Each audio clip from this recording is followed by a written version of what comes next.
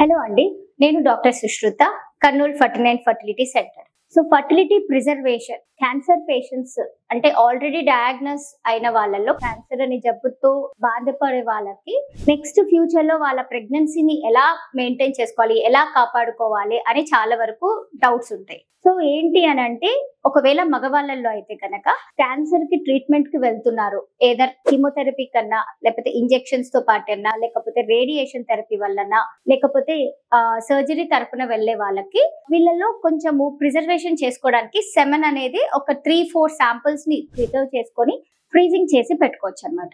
So అలా freezing చేసుకొని పెట్టుకొని నెక్స్ట్ వాళ్ళ ట్రీట్మెంట్ అంతా అయిపోయిన తర్వాత, ఒకవేళ పెళ్లికి ముందరైతే ఇట్లా, పెళ్ళైన తర్వాత ఆడవాళ్ళలో వైఫ్ ఏజ్ 21 ఇయర్స్ దాటిపోయిన వాళ్ళలో వాళ్ళు వచ్చేసి ఐవీఎఫ్ ట్రీట్మెంట్ కి ప్లాన్ చేసుకోవడమో, ఐయుఐ ట్రీట్మెంట్ కి ప్లాన్ చేసుకుని ఉండే వాళ్ళు స్పెర్మ్స్ అనేది ఏదైతే ఉన్నాయో ఫ్రీజ్ చేసి పెట్టుకుంటారు కదా, వాటిని యూజ్ చేసుకోవచ్చు అనమాట.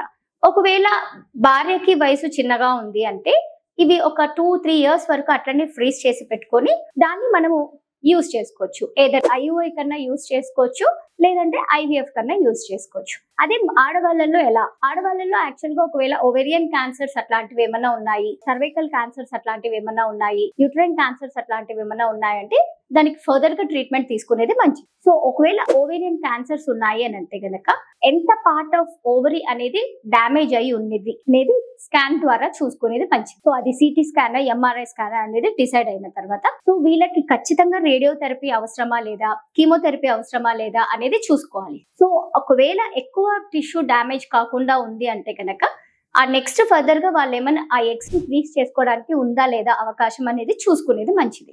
సో ఒకవేళ వేరే చోట క్యాన్సర్స్ ఉన్నాయి అని అంటే మాత్రం కంపల్సరీగా ఓవరీస్ నార్మల్ గా ఉన్నాయి, ఎగ్స్ కౌంట్స్ కూడా బాగా ఉన్నాయి అని అంటే ఎగ్ ఫ్రీజింగ్ అనే పద్ధతి ద్వారా మన ఫర్టిలిటీని ప్రిజర్వ్ చేసుకోవచ్చు. సో వాళ్ళకి మ్యారేజ్ అయిపోయిన తర్వాత ఇష్యూస్ ఏమీ లేవు అంటే హెల్తీగా బాగా ఉన్నారు అని అంటే ఆ ఫర్దర్ గా ట్రీట్మెంట్ కి వెళ్ళొచ్చు అనమాట. సో ఇలాంటి డౌట్స్ ఏమన్నా ఉంటే మాత్రం ఖచ్చితంగా ఫర్టిలిటీ సెంటర్స్ లో విజిట్ అయ్యి మీ డౌట్స్ ని క్లారిఫై చేసుకోవచ్చు. థ్యాంక్ యూ అండి.